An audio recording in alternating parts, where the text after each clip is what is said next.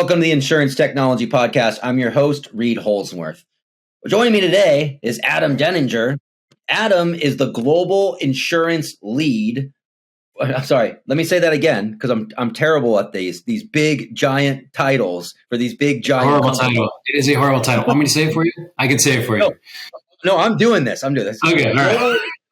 Global industry lead for insurance at Capgemini. There you go. Adam, welcome. Tell us about the title.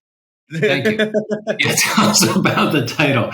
They tried to make it so long that nobody could say it in a single coherent sentence. That's basically what the title is designed to do. Now, briefly, Capgemini has a bunch of priority industries, and 9 of them to be exact. And insurance happens to be one of them. And so my job is to make sure that I actually keep track of the strategy and the products and the overall performance of Capgemini's business in insurance around the globe. So that's it. I've heard of this Capgemini company that they're a decent sized shop. So we're gonna really get into that as we go on. But hey, first before we get into what you're doing and how you're affecting the global economy of insurance at Capgemini right now, just kidding. We'd love to learn more about you, Adam. Like, tell the listeners, tell us a little about yourself. Where'd you grow up? What did your parents do? What do you want to be when you grew up? Let's get going. Yeah, the classic. Who do you want to be when you grow up, right? So I actually wanted to be a fighter jet pilot in the U.S. Air Force. That's badass. Yeah, that was my goal. But I was unfortunately, let's just say I ran out of inspiration in high school. I think a lot of people run out of inspiration in high school for a period of time.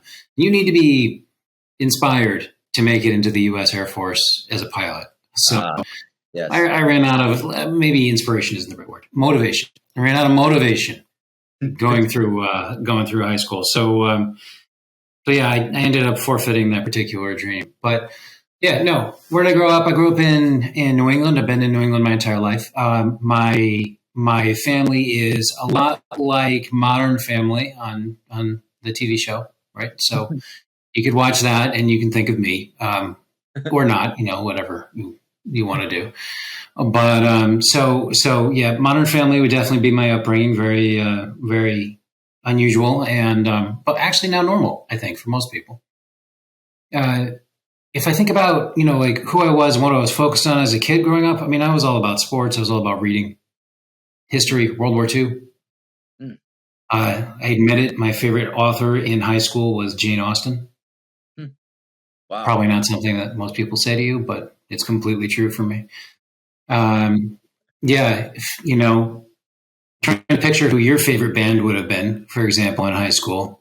Just looking at the beard, going with ZZ Top or ZZ Top. Come on, man! I don't have that kind of beard. For me, it was again. I can't believe I'm going to admit this in public, but it was Def Leppard. So little Def Lep. All right, yeah, totally. That also sort of puts an age on me, I suppose. Let me see. Yeah, that's a little bit about me. Car. What was your first car? Actually, better question. What was your car in high school? Car in high school, I had a Ford Escort, and I thought it was awesome. And I think, being a teenage boy, like most teenage boys, I think I tested every road near my house to see the maximum speed you could take every corner without sliding off the road. And I thought it was cool at the time. And now all it does is convince me that my own son is not getting a car until he's at least like 25, maybe 30. I don't know. Because teenage boys and cars, not a good mix. Not a good mix. I don't know. You didn't tell me, though. Come on. Favorite band?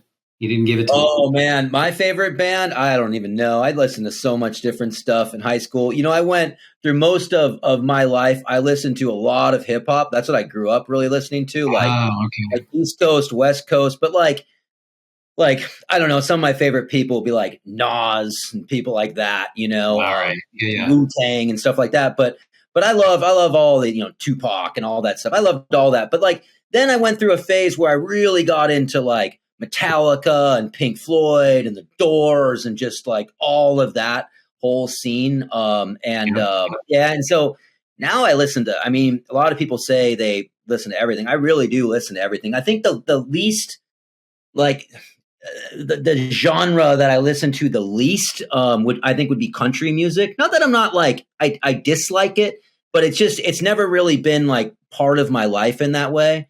But most of the time I listen to what people call boat music, but like Nice.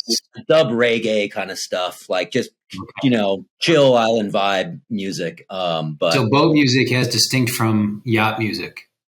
yeah, I So mean, there's yacht rock, right? And so I don't, like it's not like yacht rock is starting to kind of, it die off a little bit. But yeah, I don't know. I call it more boat music. At least that's what we call it down here in the Keys. got it. Got it. Okay. That works. That works. So yeah, I don't know. I don't have nearly as interesting a musical palette as you do. So that's all I'm going to say to that. And I will say, some people that listen to this have probably heard me mention this, but the big thing that I'm actually really getting into is I've been getting into classical music in a major way. Really? And oh yeah, yeah. Who? Well, I like really all of it, but to give you a hint, I've been practicing and learning to play the violin. So Wow. I love, really, really amazing violin, specifically classical. So anyways, all of it, man. It's so fascinating. And what's cool is I've never learned an instrument in my life. I never learned to read music. I'm learning to read music as well as play the instrument. I'm by the way, I'm freaking terrible. And I'm like already almost a year into this, but it's I feel that it's connected me differently to music, and to listen to these artists and what they do. I think we take it for granted. I mean, I'm down here in my house in Key West, like every other bar has live music here. And to be able to do that for someone that hasn't played an instrument, I always kind of took it for granted. I was like, oh yeah, that sounds kind of good. Like, oh, they're all right. You know what I mean? This kind of thing. And I just have such a different appreciation for it now. I totally agree. So my 10-year-old son comes in and is playing piano all the time. He's actually learning to play an instrument. I never did. Yeah. And so I watch him doing it, and then I see him, he started playing Moonlit Sonata, Beethoven, right? So that's what he's working on at the moment. And so I listened to that. That is amazing. But I watched the effort that goes in. And yeah, to your point, I had no idea. And I think that applies anywhere, though. I actually love what you just said, is that you're doing this now. I have no idea how old you are, but given the musical taste that you gave me, I can make a guess. I'm 44.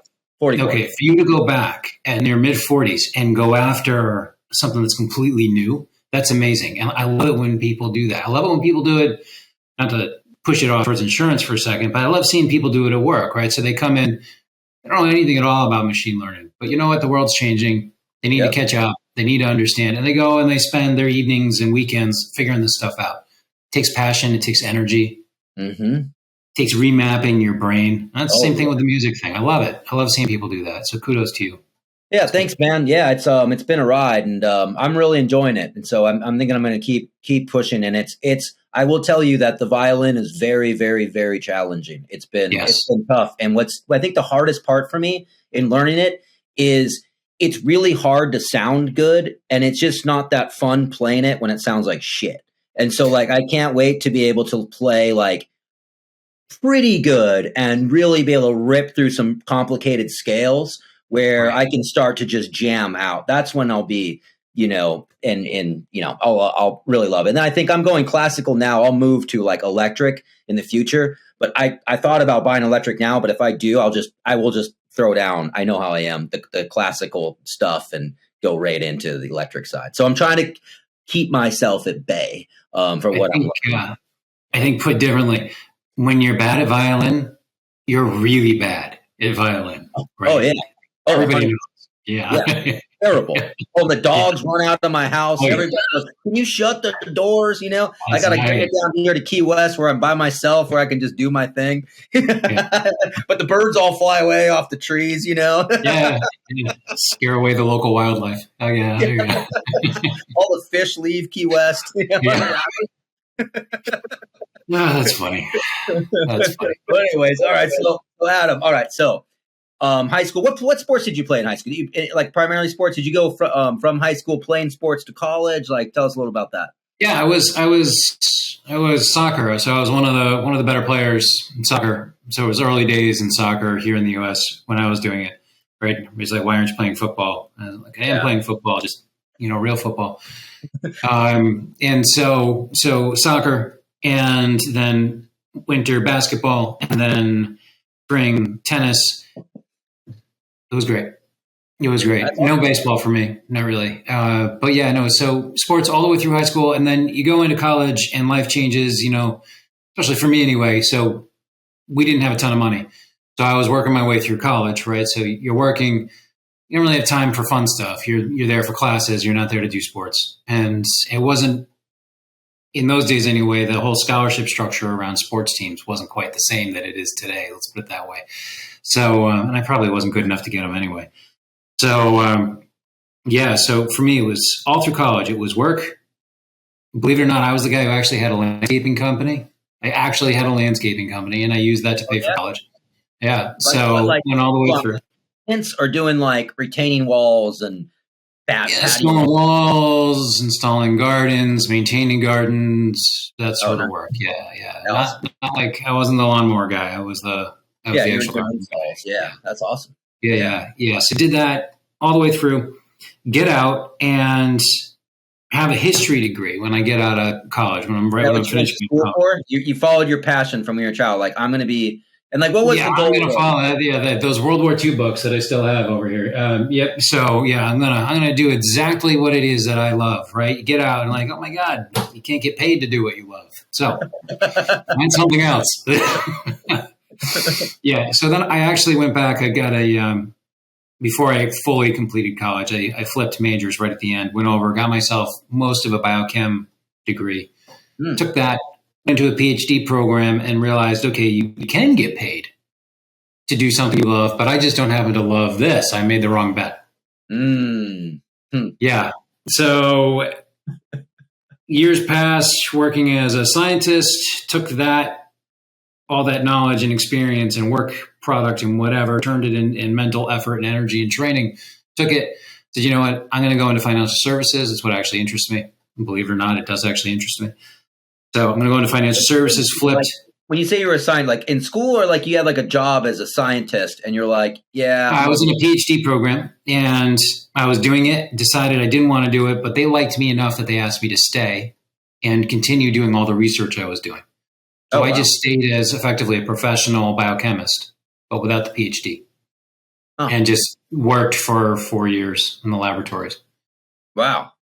Yeah. So doing crazy stuff, making genetically modified animal models, things that would get me thrown out of important medically to solve things like what's the cause of multiple sclerosis, right? And how do you fix it? That kind of thing, really critical things that impact lots of people's lives. On the other hand, things that challenge you ethically because you're literally working with animals. Yeah. Wow. That's a tough space to be in. And it's something that I wasn't, a huge fan of, although I completely respect the people that do it because, oh my God, that's hard and important work. Mm-hmm. Right? Anyway, so did that for a while until I figured out what I wanted to do. Went back, law degree, MBA, went into the Hartford, and I've been doing it ever since. So you went to work for the Hartford. That was the first one. Yeah. What'd you do at the Hartford? So did they recruit you out of school then? Actually, I went there as an intern in my MBA JD, and they offered me a job basically at the end of the internship. Oh, wow. Okay. Just to stay on. And I went in as a director, so it was a relatively senior role as a director doing research, actually, and strategy for their middle market business. So, in what way? In what way? Market research work, right? So general market research work, working both with agents and with end customers, primary, secondary research, taking that and making strategic recommendations to the Hartford on what to do. Great example.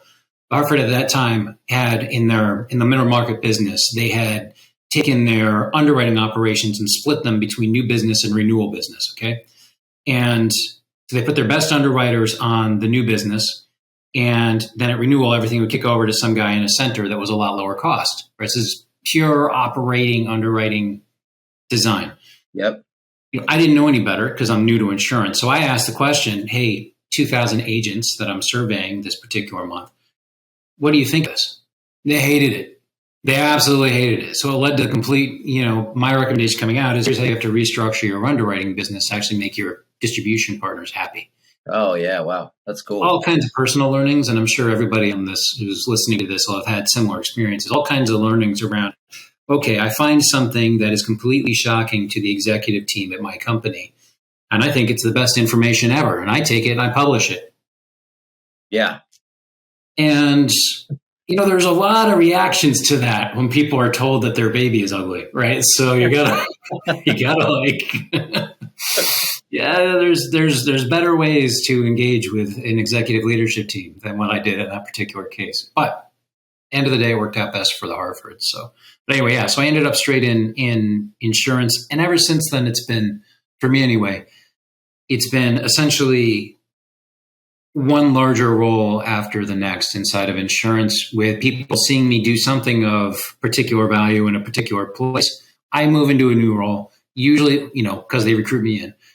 Usually, I'm in that role. Usually I've been recruited into a role where I know maybe a third of things you need to know to actually be an expert. And then you spend a year working 100 hours a week, terrified that you're a fraud. By the end of the year and a half, you actually know what you're doing. You've added all kinds of value. You've changed all kinds of things.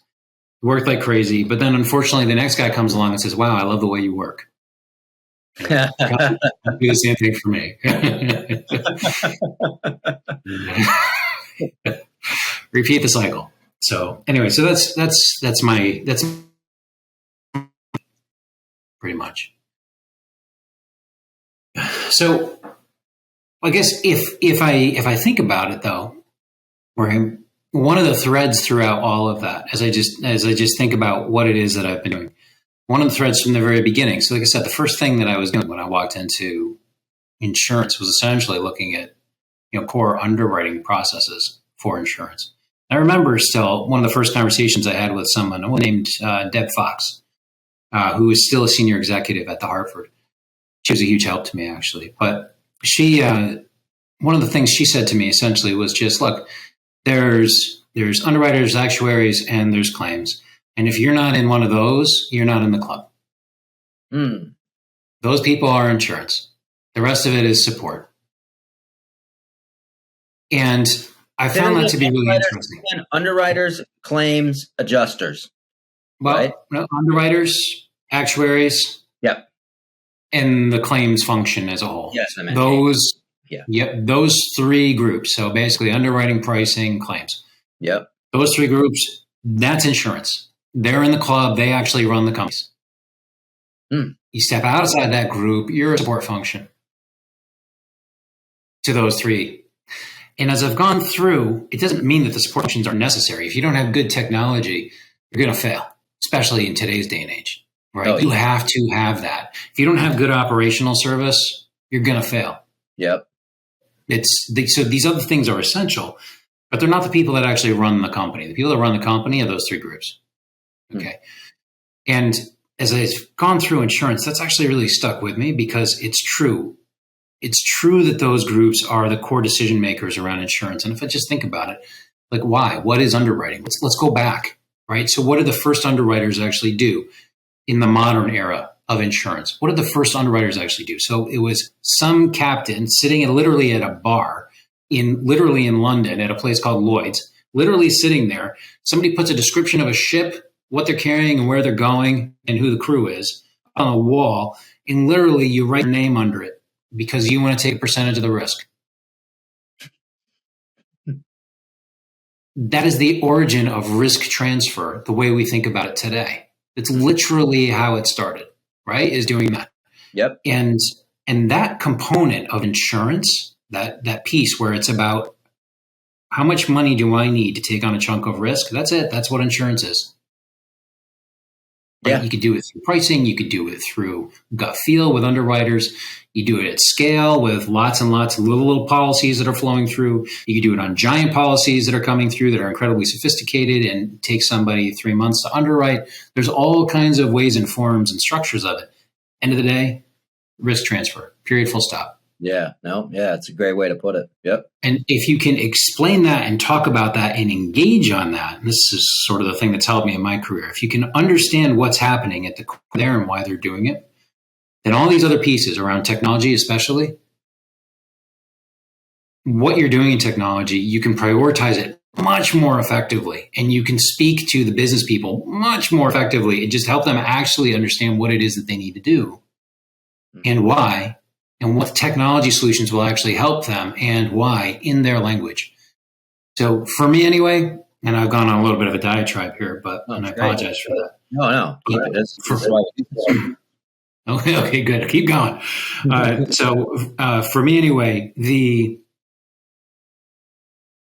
key to success, especially for a group of people like probably the listeners of this podcast, one of the biggest keys to success, you all know technology. All of us know pieces of technology. We know a lot about the underlying thinking of technology, but that's a generic horizontal function. The ability to understand the actual concerns and issues and needs of the business folks that we're working with, that is the differentiator, at least in my experience, between people that have been successful in underwriting technology solutions versus who haven't been successful. That's so true. And that goes back to the stuff that we always talk about on this podcast about people that don't come from this industry, that come in to disrupt this industry, but don't truly understand the workflows and how it actually all goes down, right? Like you said, on the business side, not just the tech side, you're right. And I totally 100% agree with you on that. I love seeing the guys coming out of not to pick on West Coast technology universities, but coming out of, Berkeley or Stanford or wherever. Yeah, we're super smart. We can build great UIs, insurance. Those guys are a bunch of idiots. We're going to come in and we're going to put a whole new set of UIs out there and completely disrupt everything. Never works. It never works.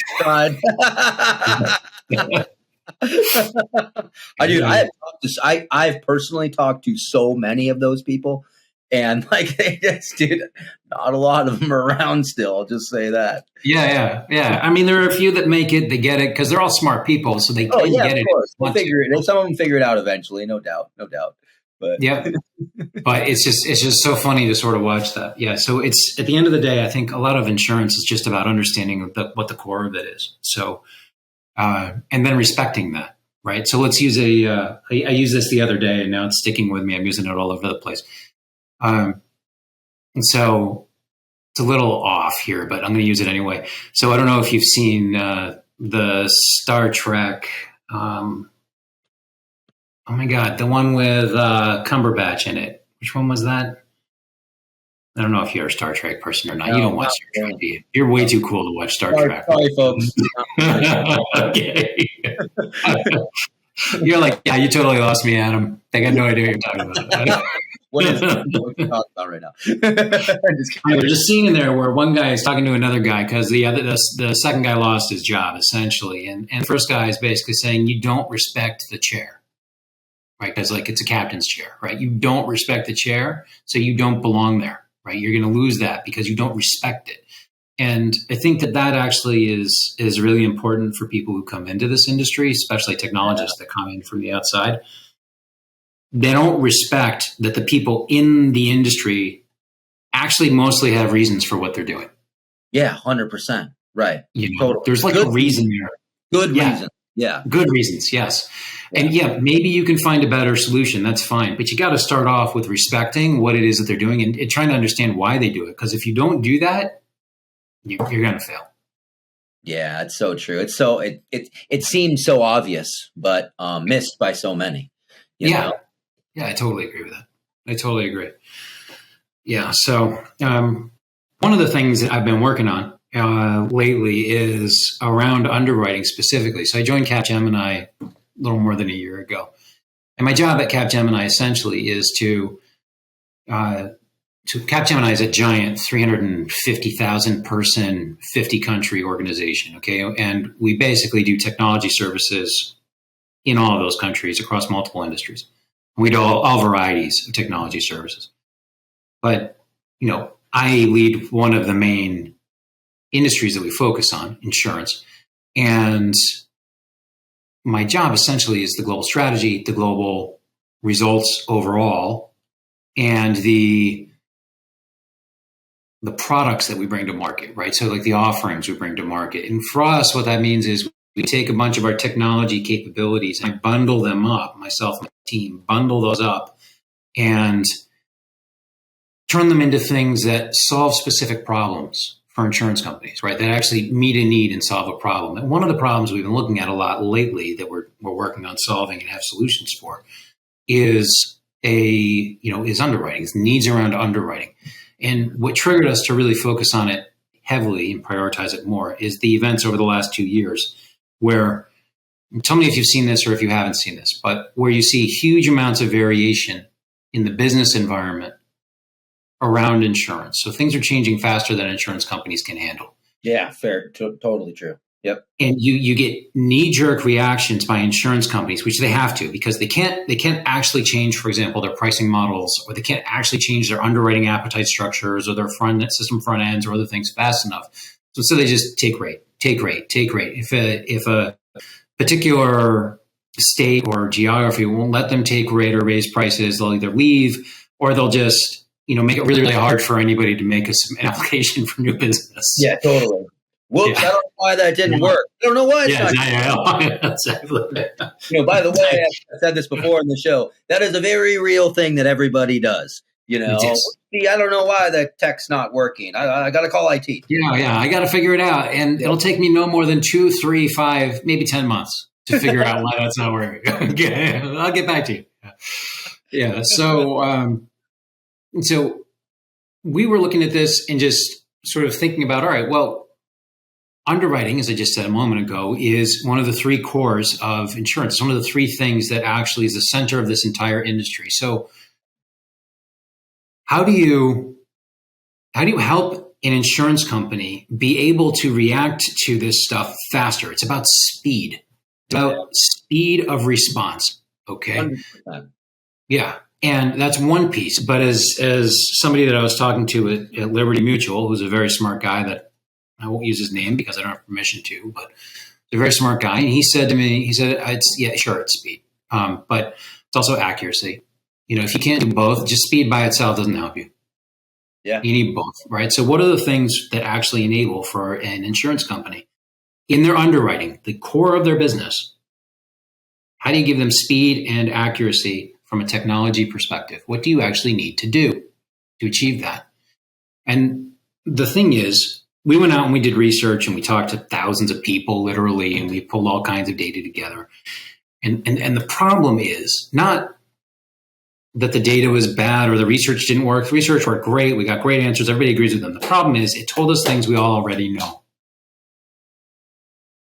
Yeah. If I told you you're in the data space, if I told you that foundational to underwriting is data.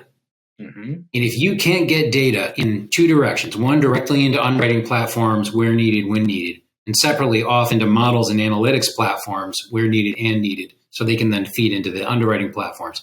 If you can't do that effectively, consistently, fast, with new data coming in quickly, being able to add that to the data models, being able to feed that through the pipes, if you can't do that effectively, your underwriting is not going to be as good. If I told you that, would you be surprised by that fact? Totally. No. Yeah. No, you wouldn't. You would not. Yeah. You'd be like, well, it's kind of obvious, right? Because underwriting is based on data. Pricing is based on data. Whoever has the best data and the best models is going to win. Yeah. It's obvious. So these are the kinds of things that we found, but it was just confirmed in space. So what was really great about the research for us is that it comes back and what it actually says for us in terms of like the message that we bring to customers around this now, around underwriting for insurance, is look, you can have the best underwriters in the world. You can have the best analytics capabilities in the world. if you can't get the right data through to them at the right place at the right time, where needed, when needed, if you can't add new data elements as they come available, you're going to lose the entire pricing and eligibility war. You're going to lose. You're going to end up having adverse selection all over the place. And so what you have to do is start, if you want to fix your underwriting or improve your underwriting, make it faster, better, cleaner, more effective. If you want to do that, first you have to make this investment in something that has no obvious ROI. So the very first thing you have to do is go spend money to fix your data. Mm-hmm. Yep. And you know what? Fixing your data includes doing things like better integration structures through companies like Ivan's, right? Mm-hmm. Not to give you a plug or anything, but to give you a plug, right? Yep. So you need to fix your data so that your data is usable and effective and can easily be changed and modified across a whole set of capabilities. So from an IT guy's perspective, I'm an IT guy. I'm going in to talk to, a head of finance, a CFO, right? About why it is at my company, about why it is that I need to do this investment. Well, the story is it's a two-part story. It's, I need to fix data first, which is the first part of my investment. The second part of my investment is where I see ROI. Mm-hmm. And that ROI will be huge if we do it right. But you have to be willing to live with me on this two-step process. And so like that kind of conversation that comes out, I think is really great. So it's something that's really useful. But again, going all the way back to underwriting, I'm talking a lot. No. Okay. All right. Rolling all the way back to underwriting. If I just think about how do carriers be effective at one of the three core pillars of their business, the answer is clear. It's get world-class data capabilities first, then you worry about the AI on top of it, then you worry about the machine learning on top of it, then you worry about where to put it. Okay? Fix the data first. Then plug it in as needed. So this, by the way, this is like super close to me personally within our business because we're very, very, very, very, very close to this, especially with the acquisition that we just made with Plank. And so basically so here's how I look at this world, right? And this is from talking to a lot of carriers on due diligence of this acquisition that we made. And then, just buddies in the industry just riffing on this. I totally agree with you. I think that there are so many companies that are popping up that are bringing data sets to carriers that they can't get easily on their own, right? Exactly. Now, where we're at in that right now in this world is everybody's trying to get the base question set information. Think NAICS and stuff like that, right? Yep. Like how can I put in a business name and address and then return all of this stuff about this risk from the ether out there, right? So first of all, let's properly classify what this business is. Now, I'll tell you, to your point, we have a customer of ours today that we're working on with the deal with this acquisition we just made. I'm not going to name names. Tier one, I'll just say tier one, really smart carrier. Okay. They today on commercial auto business, they write a lot of stuff that they haven't properly classified because they found that, hey, let's just get the deal done. Let's close the deal because they're very, very smart. Long term, it'll work out in the end. But the reality is what's happening is people are putting in that, oh yeah, it's a pizza delivery truck when they're, delivering hazardous chemicals or something, right? I mean, that's an extreme example. Depending on the pizza could actually be the same. But, totally get where you're going. Absolutely. Had this happened to me personally where some guy was actually, it was a food delivery truck. They claimed that it was. And instead what I got, this is when I was an underwriter for a while, instead what I actually was delivering was oil. Yeah. Delivering oil to people's home. Yeah. And so they now are leveraging like they're talking to us about taking it, because we can with Plank. I'm not going to get into all of what Plank does or whatever, but their business is just this. It is going and finding data about these companies that is very, very hard to find, and things that are buried in stuff all out there. So they're using it to say, hey, wait a second, after the fact, because here's the problem too. The speed that you mentioned. So a lot of these carriers need that data and that return like sub 20 seconds. And what a lot of people don't realize, like they're like 20 seconds is a long time. Dude, some of these polls take a couple of minutes, sometimes longer, because they're searching so much. It's so much processing everything that's going on out there.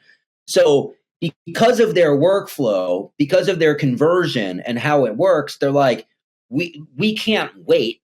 We got to just do it. But then after the fact, let's really dive in technically, not like we've put humans on in the past and kind of grab one because there's too much for people to look at every single one that comes in. Let's go and let's leverage technology, to your point, to then scrub it and then pull out the ones that go, wait a second here, this is not what they said it is, right? And that impact is, tens of millions, hundreds of millions in just one additional revenue because it's misclassified.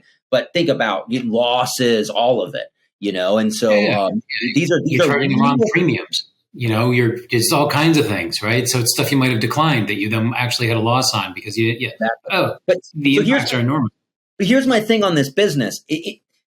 So that business, it's like, so right now today, we acquired a company that didn't really necessarily focus primarily on the base question set stuff. It's all of like the really hard stuff after that. Okay. Mm-hmm. But what's interesting is talking to carriers are like, yeah, Reid, that's cute. Like that stuff's cool, man. Like having all of that stuff to say like, hey, wait a second. This guy said that they don't have a deep fryer, but we found, 18 Google reviews of people that love the fried chicken, like stuff like that. Or, we analyze the, people's Facebook posts that put pictures of there and they're drinking beers, but it says they don't serve alcohol, like, stuff like that. And so they're like, that's really great. But right now, what we need is that base question set stuff, the NAICS and, just some of that base information. And they want it as quickly as possible. And it's becoming a commodity in a way. It's almost like a race to the bottom. And so like my view on that business, it's like, I think somebody will end up owning that side of the business. There's already a few big players, don't get me wrong, where you can kind of get to your classification pretty quick. It has to be accurate. And the problem with accuracy is time, once again, because you can return like I have buddies in this business. I'm not going to name names either. Some of them have been on this podcast where like they can return stuff very quickly and assess like we think that this is what this is. But if you really want us to find out and really be much more accurate, because a lot of that stuff, it's going to take more time, like actual time.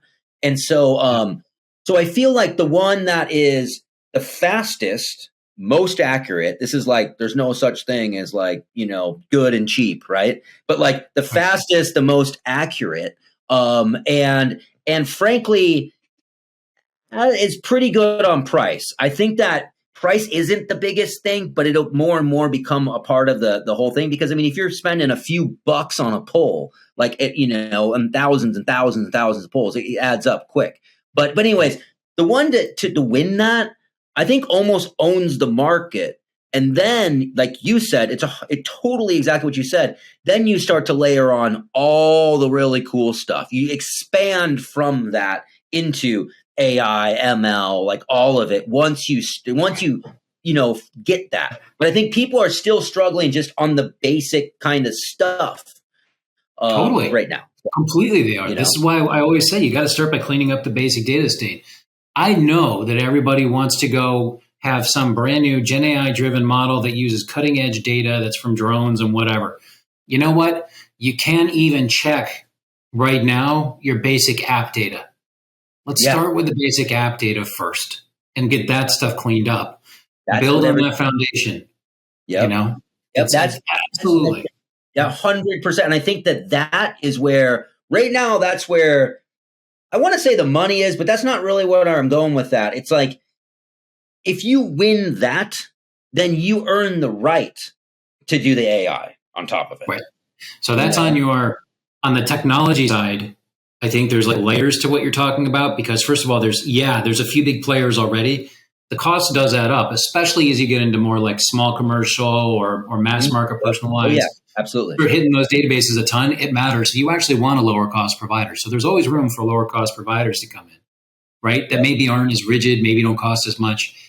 But then to me, the larger problem even than which data provider do you pick is the fact that all of them have their own data models. And somehow you have to integrate to all this junk, and all of it has to come back in and be rational and usable like that inside of your system, which is on yet another data model. Or multiple data models.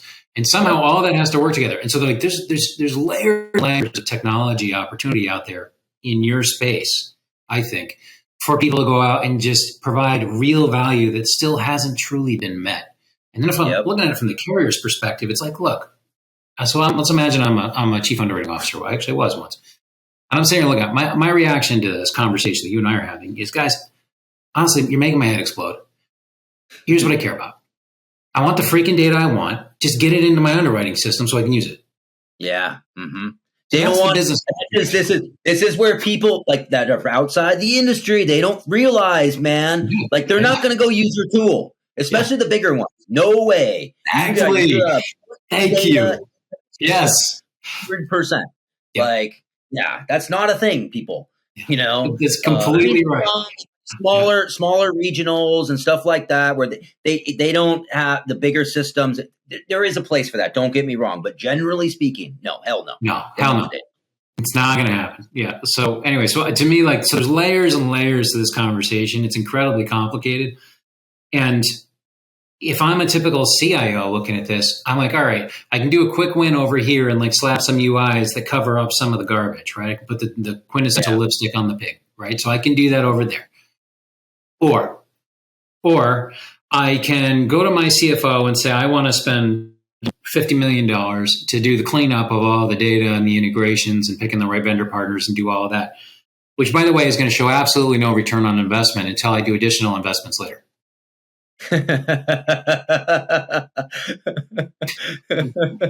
Like I'm new in my job. I'm new CIO. Where am I going? You know, So. Yeah, I know. And we come from an older industry too, where the other higher ups are like, what are you talking about? This shit's making my head spin. Like, why would we ever do that? That makes no sense at all. Yeah. You know? So the key to me at this point now is to help to fix. If I'm thinking about fixing underwriting, which again, as I come back to, obviously it's a theme for my insurance career, making underwriting better. So if I'm thinking about that from a technology side, to me, the story really is how to help CIOs be able to have that conversation and make their business partners, who are not dumb people. They have their own priorities and their own objectives. They're just coming at it from a different lens. How to frame the technology need that in a way that really resonates with these business people so they understand why and how. Like, that's it.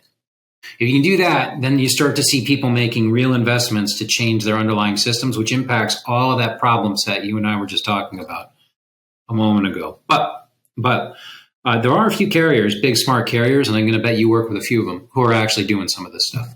So there are. Mm-hmm. Oh yeah. Yeah. Oh, 100%. Give me the single worst, and obviously don't name names, but give me the single worst fail you've ever seen on a data implementation. On a data implementation? Something related to the conversation we were just having. Some aspect of what we were just talking about. So an insurance company is trying to do something. Integrations, go to accessing data sources. Give me an example. Yeah, we see it all the time where, I mean, like in our case, carrier does a bunch of stuff and everything breaks on the integration to all their distribution. Like literally, like now they have no digital distribution across all channel and no connectivity. Right. And so the only thing they're getting is phone calls, you know. Very happy phone calls, by the way. Yeah, right? Oh, yeah. 100%. Well, and it's funny too. I've seen it where, like, literally that's happened, and people are like, "Oh, whoa, shit, we forgot about that." You're like, Like it's just, yeah, I mean, yeah. So yes, not to name Yeah, names, but that's one of my favorites. I was at a company once where we replaced a system that was inside of an older system, and yep, the data model just wasn't properly aligned. And yep. so when we turned it on, testing all passed, everything seemed fine. Turned it all on, it literally shut down the entire new business flow for the whole company for a week. Oh As a yeah. tier one. Oh, I'll tell You you, want to see unhappy business executives? There's some unhappy business executives right there. Oh, I was on a call a month ago with a CEO of a pretty large carrier that most people would know because we told them they built this bespoke thing and they said, "Hey, we're going to go ahead and build this and do this integration on our own." And we told them it's not going to work. Like that is not going to work. Nobody has ever done that, and here's why it's going to break. It will not work. And sure enough, they were like, literally gave us the middle finger, like, we're smarter than you. You guys are, a bunch of clowns. Fuck off. And literally what happened is the whole thing broke. It did break 100%. And what a project that it's literally like, I don't know, maybe a 6-month project for us to do, and literally they're like, oh my God, you guys were 100% right. We can't revert back.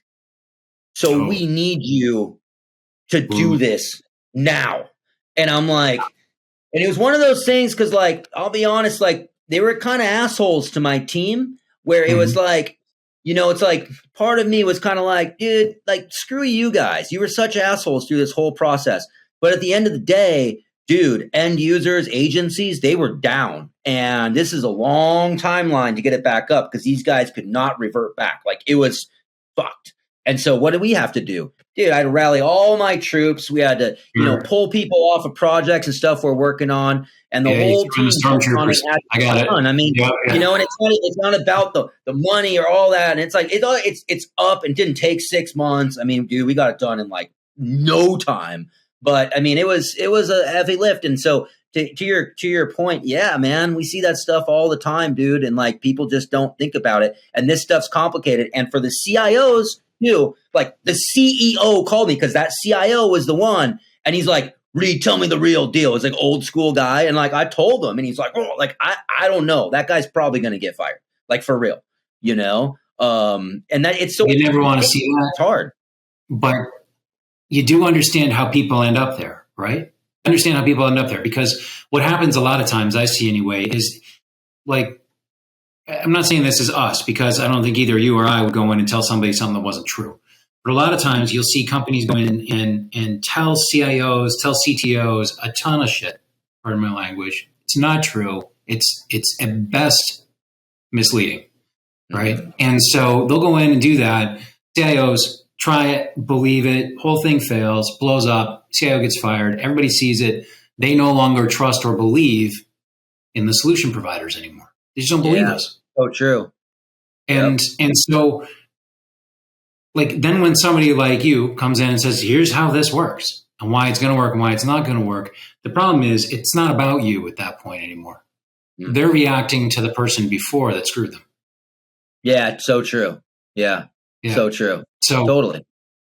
Yeah. So it's like, it's tough. And so it's like, how do you actually help people know trust is another big problem, right? Like, how do you, because there's a lot of, let's put it this way. There's a lot of very good marketing that happens out there in the technology space for insurance.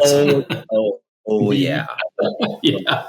So, yeah. I mean, I would just say generally speaking, like I was a partner of Salesforce for a long time. I watched that whole ride. And even like at that level, there's really, really good marketing out there about what some of these things can and can't do, at least when they're, going out to market. I mean, not to say they don't get there eventually, but sometimes it's a little bit rosy. When you get to like a Salesforce now, everybody knows what Salesforce can and can't do, right? And there's the right people that call it Salesforce who will always tell you the absolute truth, right? So there's great people there, and there's networks, and there's all the support. When there's somebody that's like a vendor you've never heard of before, and they're coming in and saying, if we touch your IT land, it'll, turn into a bed of roses and everything else. Probably a good time to walk away, probably a good time to, right? The other thing is, if your own internal IT team is saying the same thing, oh, none of these guys in the market have any idea what the hell they're talking about. We can do it better. Yeah, right. No. Yeah. Red flag, big time. Red flag. Yeah. Big time. And sometimes they can, Or like, I don't know, like when my team told that company, nobody's ever done that before. People have tried, but it didn't work. Like, it's not going to work. And the risk is not worth the reward here. Yeah. Nope. Nope. I understand your reaction, though. You were pretty passionate there about your reaction. I completely get it. And I would say, you get that, especially, and this brings me to thought actually on underwriting and just changes in carriers in general, but underwriting in particular. It's about the people, at the end of the day. So part of the research that we did came back and we were talking about, underwriter experience, underwriter engagement in modern tools, how underwriters change and how the processes change and how the people change with the processes, et cetera, et cetera. Organizational change management, right? And it's this great data piece there that's, most underwriters and underwriting executives believe that AI and ML, so again, data-powered analytics tools, you have to have the data for it, but most of them believe that those things are critical to underwriting success. That's like critical. Most underwriters don't actually use the output from their AI or ML tools in the underwriting process, even though they're given it, right?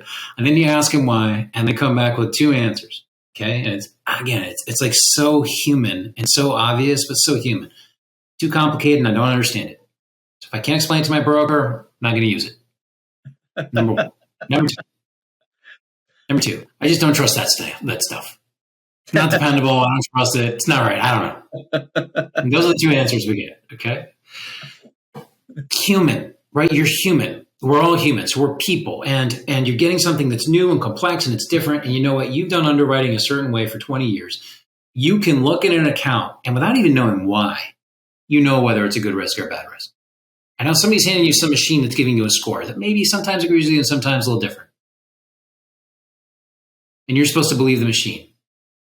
No, screw that. Right. I know how to underwrite. I don't know what the hell the eggheads in the back room calculated, but I know how to do this. And I know what the decision is here. I'm going to follow my gut. Mm-hmm. That's a reaction. Now, if you're going to make a move to actually, again, you could give all the AI, Gen AI, modern new analytics tools based on unstructured data. You put all that out there. If the underwriters don't use it, it was all a waste of time and money. Every last bit of it. Waste of time. Mm-hmm. You have to actually get the people to go with you. If you don't get them to buy in, forget it. Don't waste your time. Easier said than done, man. I mean, that's the biggest problem I would say in our industry. Yeah. I mean, I totally agree. It's tough. I mean, because this stuff, there is real stuff out there that can help in this exact example, but it's adoption. I mean, once again, it's tough. We are very slow as an industry to adopt stuff. So yeah, sucks. Actually, that brings me to a question. Like, here's a question for you. If you could fix one thing in insurance, what would you fix? Today, right now, the one thing that I would focus on at this exact moment is the ability to have a customer-centric user experience. Mm-hmm. That's for all that I've been talking about underwriting this whole time as a core. For me, the piece that people interact with, our customers interact with, and the piece that enables like underwriters or claims handlers to be effective, like doing multi-product underwriting, doing whole account claims management, et cetera, et cetera. All of that starts from customer-centric data that's presented in UX that people can actually interpret and understand and use. So where do I start? Or even an agent, right? An agent wants to go sell your product to a customer, but imagine that you could actually see all the other products a customer has. Not everybody can do this still.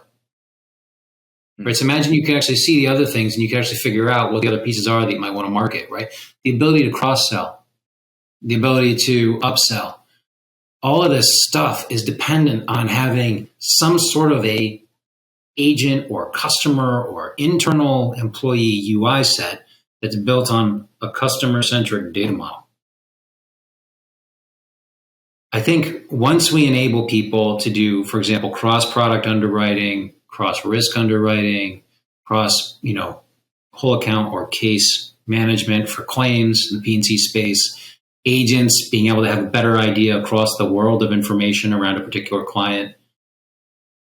Once we actually give people the ability to do those things, you'll see an absolute explosion in competitive behavior and growth in terms of people's ability, one, to sell more insurance, but two, to actually get the right insurance at the right price to the right people. I think it'll change so much. But that one is a very long ways away because it's part of that whole data model transformation we were talking about before. So yeah, I guess what I'm interpreting, it's kind of like the golden record, right? Is that what you're saying? Exactly.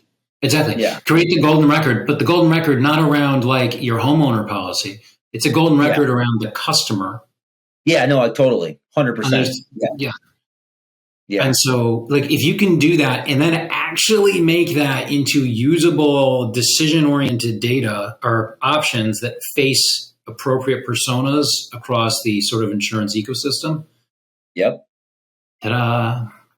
But it's tough, man, because I've sat in board meetings about this topic specifically. Like I've seen rooms with carriers and agencies, like in a room, and it's interesting. Everybody's mixed on it. Some like, oh hell yeah, I would do that because this is all the positive things that would do for us and our business and for the industry. The other side is like, yeah, but I don't really want to like share that with others. I don't want other people being able to access that because that makes it a lot easier for someone else to come in and take the business away from me. It does. It does. So what it does, as it is right now, is it protects people who are a little less competitive in some. Yeah. No. Yeah. That's right. I know, but like they're still going to push back. Oh, totally. Oh, of course they are, because it protects them in some way, shape, or form. But like to me, again, that's that. You asked, what's the one thing I would change? That's the one thing I would change. But of course, I mean, that's king for. Well, it'd probably take me a couple of years to get that one. So king for a couple of years. That's the one I would focus on. All right. Next question. Not king for a day. What technology do you see having the greatest impact in insurance over the next few years?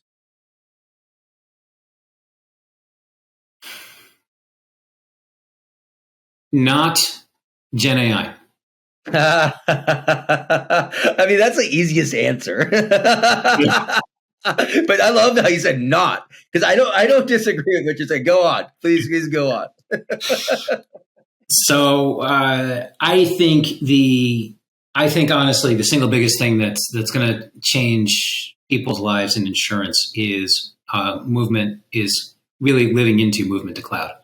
Because in the movement to cloud, it forces them to clean up all the legacy garbage that they have. Yeah, there's a lot. Yeah, it's so true. Like you're in the weeds in your world. This better than everybody, and we talk about this all the time. Like all this Gen AI stuff, a lot of these like really like shiny object stuff that's happening out there. A lot of it is not possible for the industry yet because they're still on prem and still legacy. Literally. And their data still isn't built for it. Their data is not built for it. Until you clean that crap up and move it someplace where it can be accessed, you can't do it.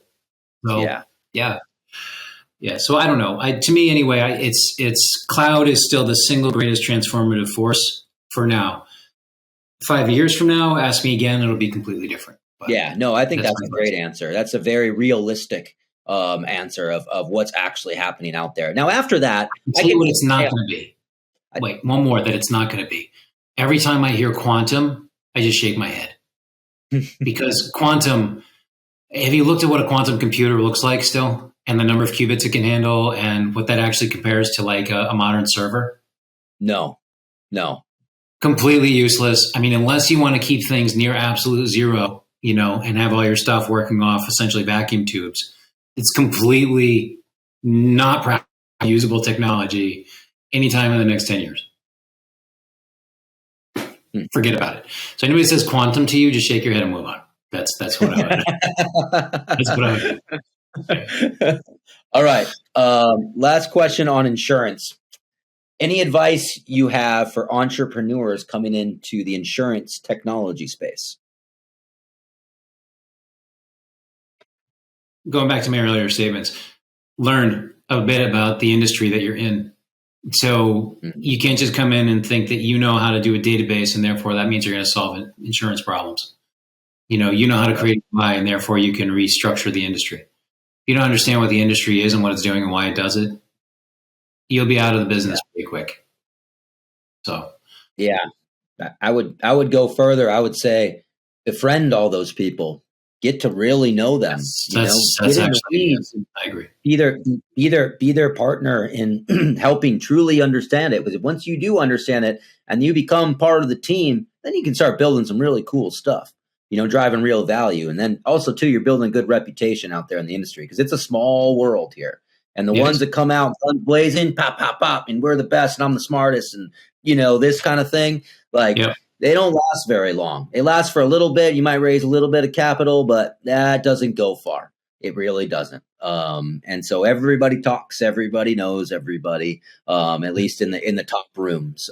So yeah, I would dig in and become part of our industry as opposed to against it. And you're completely agree. Actually, said much more articulately than I did. So well said. Thank you.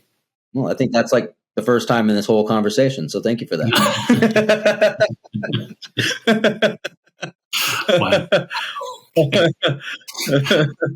No. Actually, it's just one more thought on that briefly. So to me also, so you come in, have respect for the industry, learn people, understand the people, meet people, become their friends. I agree with all of that. Also, don't just go after UIs. Yeah. Don't just go after UIs. Go after, the UI is something that anybody can do. I like that. That's so true. Yeah. Pick something that actually is there's not already 1,000 solutions for, Yeah. Go do something because there's plenty to do out there. Plenty. Yeah. It's kind of like going back to what we were talking about, the data stuff even. It's like those UIs that's pointless. Like they don't care. Because anybody can do that, right? Yeah. And at the carrier level, a lot of them already. I mean, they have their own stuff. That's the big thing too. But I love. That's really good. That's really good. All right, let's go. Let's few questions on leadership, and then we're gonna start winding down. Yeah, are you ready for this? All right. Sure. So, what does a leader mean to you? What does being a leader mean to you? And I'll just combine it. And do you consider yourself a leader? Best leaders I know are people that don't lead by fear, that don't. So I know what a leader isn't. It's not someone who leads by fear or intimidation. It's not someone who's yelling at their team to get things done. It's not someone who's not willing to get their hands dirty. You have to be willing to actually do the work yourself. If you're not willing to do the work yourself, then you shouldn't be leading the group. It's not someone who, no, I'll go with it is. It is someone who believes in the people that are working for you and believes that they actually have the capability to do what it is that you're asking them to do. You have to actually believe that, not just say you believe it. A lot of leadership books about, here's how you say in a meeting and, here's how you hold yourself and here's the right way to generate passion in a team. I think all that's crap, to be honest. I think everybody's got their own way of inspiring people, of engaging with people. I think the most important part is respect the chair. If you're going to be up there, respect the chair. Respect that what you're doing matters to other people's lives and that the way that you help them grow and get things done and prioritize directly impacts the outcomes for everyone. Love that. Love that. So what do you think the most important trait of a leader is? You had to boil it down. Willingness to acknowledge their own mistakes. Yeah, I see so many people who are never wrong, ever.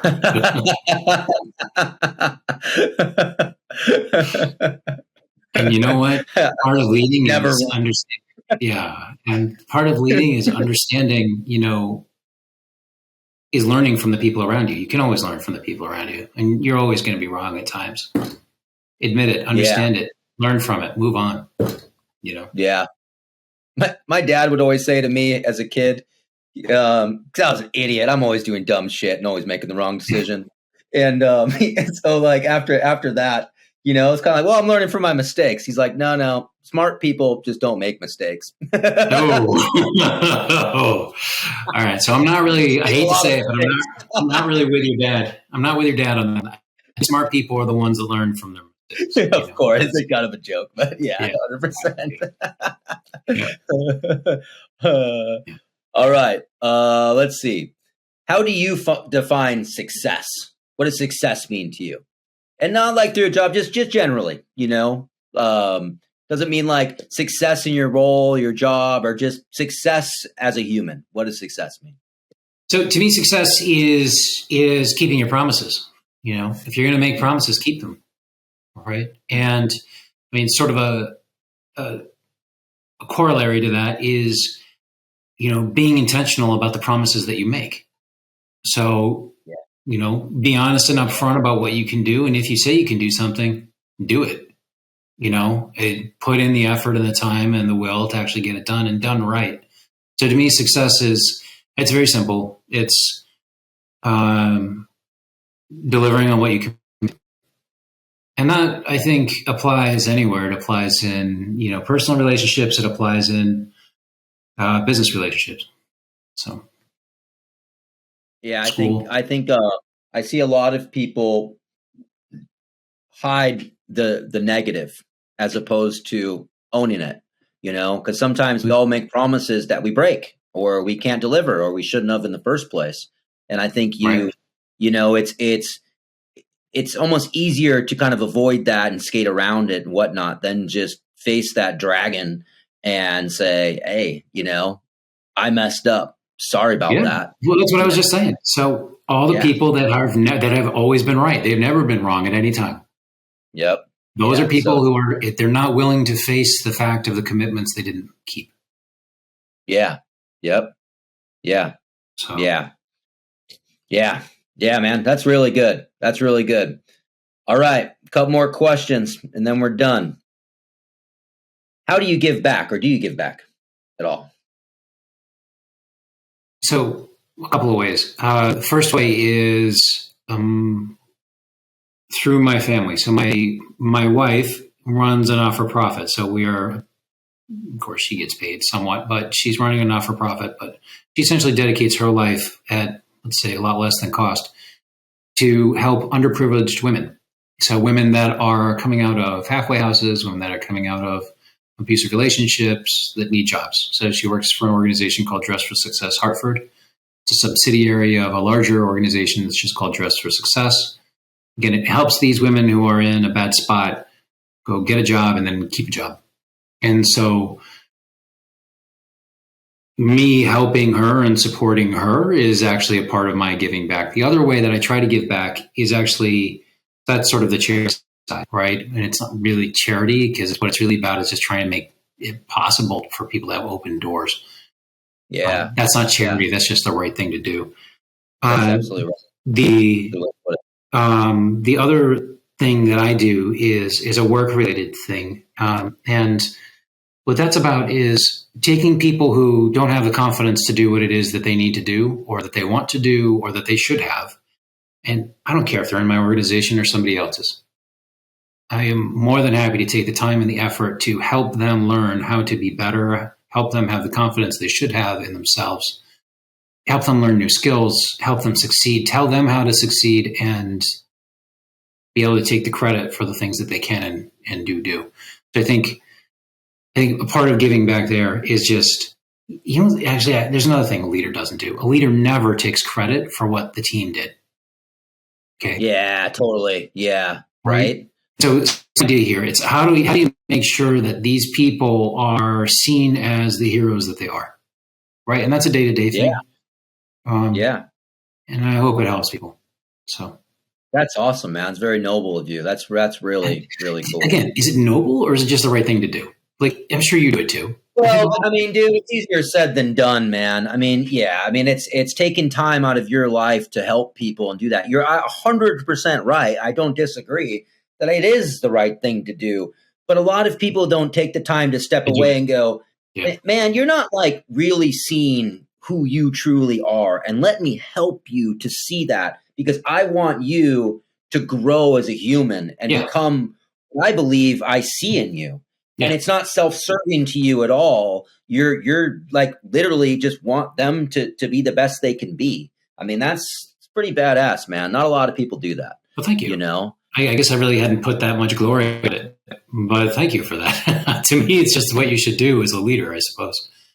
Anyway. People don't take the time. A lot of it. I got shit going on. I'm busy because we're all busy. Everybody's busy. We got shit going on. Isn't that true enough? Prioritizing, and that's a priority. I mean, that's pretty sweet. Pretty sweet. All right. Aside from family, what do you do for fun? And I say aside from family because every time I ask them, like, what do you do for fun? It's like, well, I got like 3 kids and like, you know, and so like, what do you do for fun? All right. I'll give you 2 things. One thing, I love to go explore Europe, all the historical sites, the ruins, the places where ancient battles were. As a history major, I might have mentioned that. Yeah. Yep. And so I love going to see where history actually happened. So like Europe, love it. Just love going. I'll go anytime I can go. So that's number 1 for fun. Number 2 for fun, video games.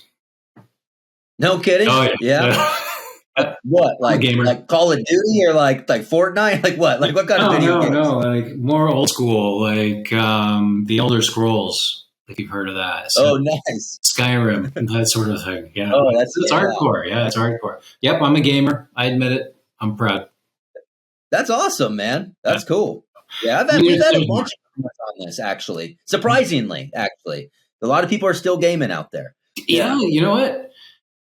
We don't all live in the Keys, so we don't all have our boat and our, you know, our violin and the cats outside, you know, and whatever. So we don't you got to have something to do in Connecticut, you know? So yeah, fair enough. Fair enough.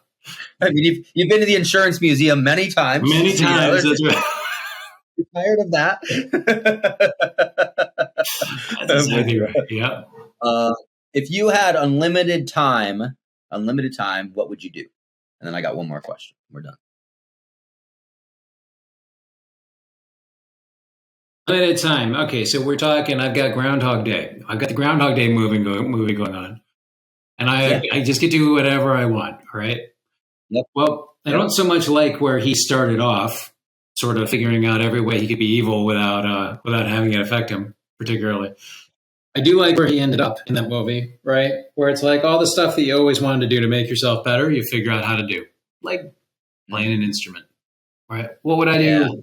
You know what? Let's put it. Actually, how's this? I'm going to do a different question. If I had unlimited money, what would I do? Or if I had retirement money, straight up retirement, I could walk away and do whatever I want right now within reason, right?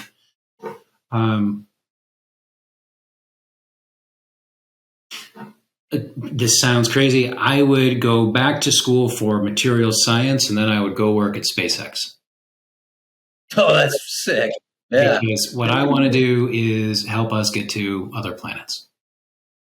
That's cool. It kicks all the way back to my my original goal of being an Air Force pilot. So I would go join the engineering teams down there and do something that, you know, changes the world. That's what I would do. That's really cool. Wow. A great answer. Great answer.